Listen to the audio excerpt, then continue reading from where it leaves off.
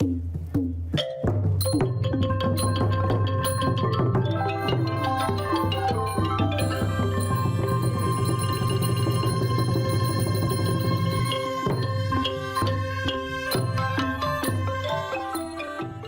ដាប់ទទួលទេវតាឆ្នាំថ្មី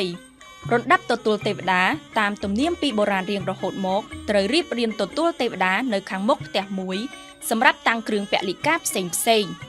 ត្រូវរៀបក្រាលសម្ពុតពណ៌សហើយរៀបចំនៅគ្រឿងសក្ការៈបូជាទេវតាមានជាអាចបាយសី9ថ្នាក់1គូបាយសី7ថ្នាក់1គូបាយសី5ថ្នាក់1គូបាយសី3ថ្នាក់1គូបាយសីបច្ឆា1គូស្លាធម៌1គូទឹកអប់1គូទៀន5ធូប5លាជ5ផ្កា5ដាក់លើជើងពៀន1គូចេកនួនចេកណាំវ៉ាដាក់លើជើងពៀន1គូផ្លែឈើ11មុខរៀបដាក់ជើងពៀន11គូដងឡាវ1គូទឹកស្អាត2កែវស្រេចហើយនៅវេលាម៉ោងដែលទេវតាចុះមកត្រូវជួបជុំក្រុមគ្រួសារដើម្បីថ្វាយបង្គំព្រះនមស្ការព្រះរតនត្រ័យសមាទានសិលហើយតាំងចិត្តឲ្យបានស្អាតបរិសុទ្ធ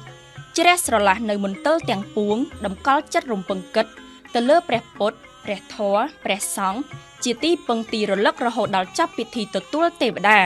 ជាពិសេសត្រូវរៀបចំដាក់ភ័ក្ត្រសាហារអាហារជាចំណីតាមថ្ងៃសង្ក្រាន្តប្រចាំឆ្នាំផងចំពោះបាយសី9ថ្នាក់និង7ថ្នាក់ជាទំនៀមមានចែងនៅក្នុងសៀវភៅព្រះរាជពិធីទ្វារទសមាសនិងមានអនុវត្តនៅព្រះបរមរាជវាំងតែចំពោះប្រជារាស្ត្រគួរធ្វើត្រឹម5ថ្នាក់ចុះមកឬរៀបត្រឹមគ្រឿងសក្ការៈបូជាដែលមានទៀន5ធូប5ស្លាធម៌កូនចេក1គូកុលមមសំគួរដែរចំពោះផ្លែឈើសម្រាប់ប្រជារាស្ត្រគួររៀបឲ្យបានត្រឹមតែ3ឬ5មុខជាការប្រសើរគឺរៀបទៅតាមធនធានរបស់ខ្លួននៅគ្រប់ដង្វាយទាំងអស់ត្រូវដាក់ផ្កាម្លិះភួងពីលើគ្រប់ដង្វាយនៅលើជើងពៀននិងលើបាយសីត្រូវដោតទៀនឲ្យដុតបំភ្លឺផង